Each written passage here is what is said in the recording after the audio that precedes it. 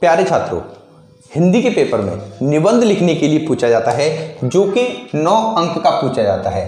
Friend, ये 9 अंक आपके लिए बहुत ज़्यादा महत्वपूर्ण होते हैं। एक अच्छा निबंध आप कैसे लिख सकते हो और बोर्ड परीक्षा के लिए ऐसे कौन से इंपॉर्टेंट निबंध हैं जिनको याद करना या जिनको समझना, जिनके बारे में रिवीजन करना आपके लिए बेहद महत्वपूर्ण होने वाला है।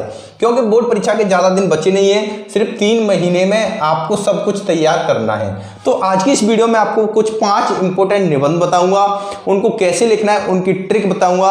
अलग अलग बोर्ड परीक्षा में इसके लिए अलग अलग अंक निर्धारित रहते हैं। जितने भी एनसीईआरटी बोर्ड हैं, हिंदी मीडियम के स्टूडेंट हैं, उन सभी के लिए ये 5 निबंध बहुत ज़्यादा महत्वपूर्ण है।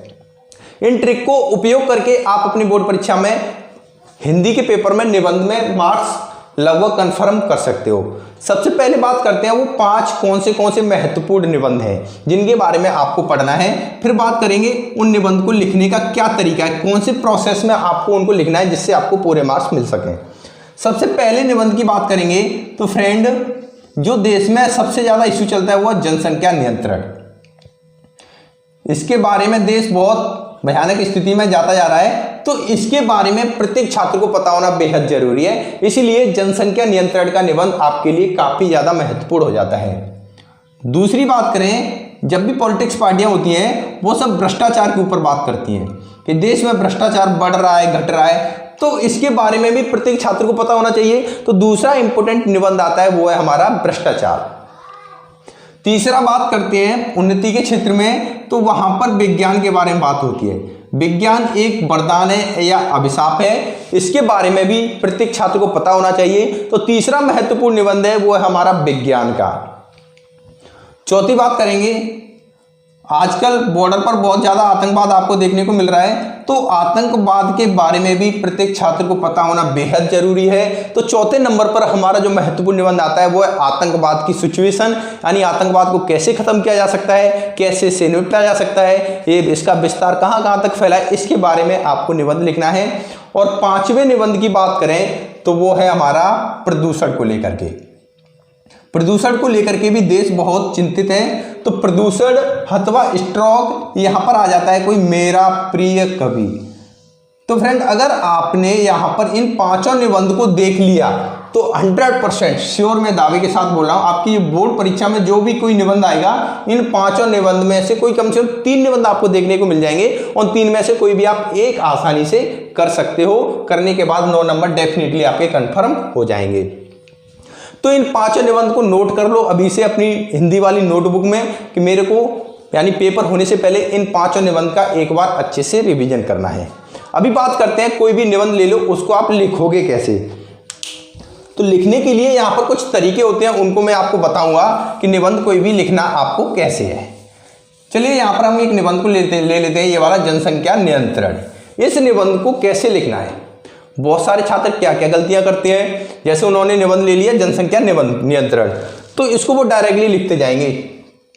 कैसे लिखेंगे, ना तो उनके निबंध में कोई हेडिंग होगी, डायरेक्टली यहां से लिखना स्टार्ट करेंगे, ऐसे कंटिन्यू लिखते जाएंगे, कम से कम 2 से 2.5 पेज भर देंगे वो।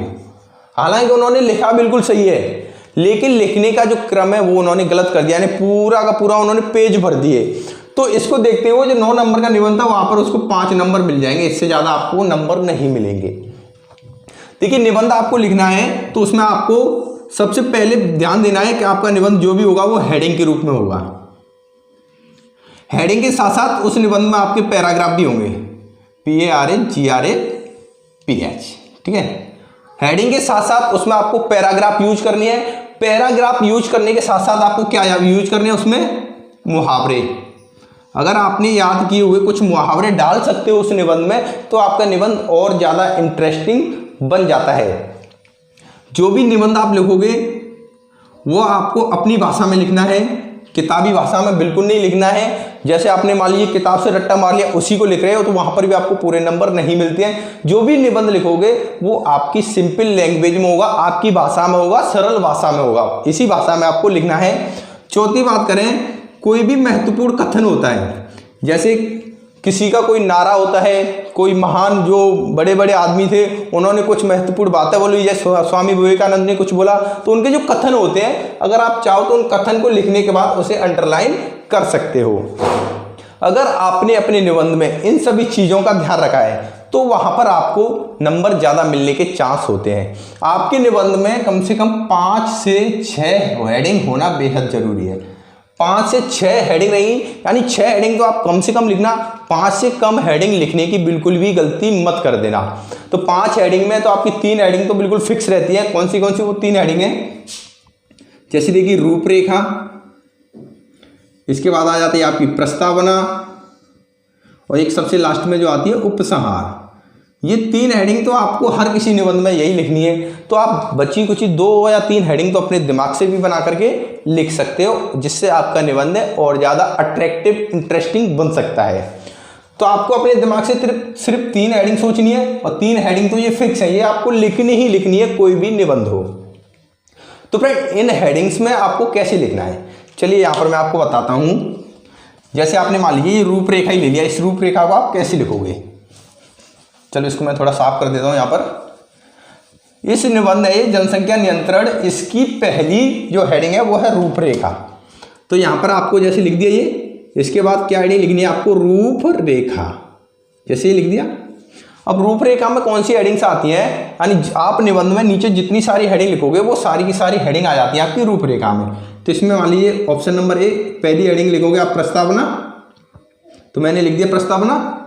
इसके बाद आप दूसरी हेडिंग लिखोगे जनसंख्या नियंत्रण को रोकने के, यानी जनसंख्या फैलने के कारण, मान लो ये वाली आप हेडिंग लिख सकते हो, जनसंख्या फैलने के कारण। ठीक है, फिर आप तीसरी हेडिंग आपके दिमाग में आ गई, जनसंख्या को रोकने के, जनसंख्या नियंत्रण के उपाय,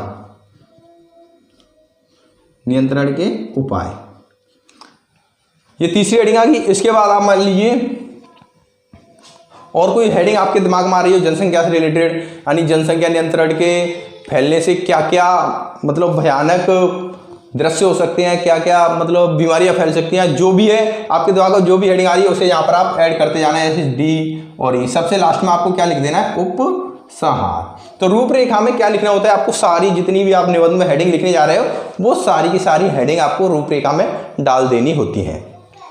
जैसे यहाँ पर ये हेडिंग कंप्लीट हो गया रूपरेखा, उसके बाद फिर यहाँ से स्टार्ट होता है आपका प्रस्तावना। क्या? प्रस्तावना। तो प्रस्तावना होता है ये एक इंट्रोडक्शन होता है, यानी जिस निबंध के बारे में आप लिख रहे हो उसके बारे में आपको थोड़ा बहुत परिचय देना है। जैसे हम जनसंख्या नियंत्रण के बारे में लिख रहे हैं तो यानी प्रत्येक हेडिंग में हम जो जो लिखे उससे भी हम एक लाइन इसमें लिख सकते हैं तो भी चलेगा। लेकिन फ्रेंड यहाँ पर ध्यान रखना, आपका निबंध लिख रहे हो बिल्कुल सिंपल और सरल भाषा में होना बेहद जरूरी है। प्रस्तावना में आप लिख देना है, यानी जनसंख्या का फैलना हमारे देश के लिए बहुत खतरनाक हो सकता है, इसको रोकने के हमें उपाय करने चाहिए, ये क्यों फैल रहा है, इसके क्या कारण है। 2-3 लाइन इसमें लिखे, 5-6 लाइन हो जाएंगी तो प्रस्तावना आपकी हेडिंग कंप्लीट हो गई। इसके बाद नेक्स्ट हेडिंग आपको क्या डाल देना है? जनसंख्या फैलने के कारण। तो इस तरीके से 6 हेडिंग में आप निबंध लिख देते हो। और जो मैंने आपको स्टार्टिंग में पॉइंट्स बताए थे, मुहावरे यूज करना है, लोकोक्तियाँ यूज करना है, पैराग्राफ में लिखना है, हेडिंग्स में लिखना है, सरल भाषा में लिखना है और कुछ इंपोर्टेंट उसमें कथन डाल देने हैं। तो इन बातों का भी आपको विशेष ध्यान रखना है, तभी आपका निबंध एक आकर्षक और इंटरेस्टिंग लग सकता है। फ्रेंड अगर आप क्लास 12 के स्टूडेंट हो तो आप गूगल पर सर्च मार सकते हो physicshindy.com। इस वाली वेबसाइट पर हमने क्लास 12 के छात्रों के लिए प्रत्येक सब्जेक्ट के notes, important question, PDF files, weekly, daily, monthly test सब कुछ चैप्टर वाइज अपलोड कर दिया है। इस वाली वेबसाइट पर जाकर के आप रोजाना टेस्ट दे सकते हो और अपने आप का परीक्षण कर सकते हो। फ्रेंड अगर आपने अभी तक कुछ नहीं पढ़ा है तो आप हमने एक सुपर बुक बनाया हुआ है, सुपर बुक को पढ़ करके भी आप बोर्ड परीक्षा में अच्छे मार्क्स लेकर के आ सकते हो। सुपर बुक का प्राइस ओनली 300 रुपये है। आप इस वाले नंबर पर कांटेक्ट करोगे 8978302195 तो आपको ये सुपर बुक प्रोवाइड करा दी जाएगी। ये सुपर बुक में 6 की 6 सब्जेक्ट हैं, physics, Hindi, math, English, bio, chemistry. हर सब्जेक्ट के सारे क्वेश्चन सॉल्यूशन के साथ प्रोवाइड कराया गया है। धन्यवाद दोस्तों।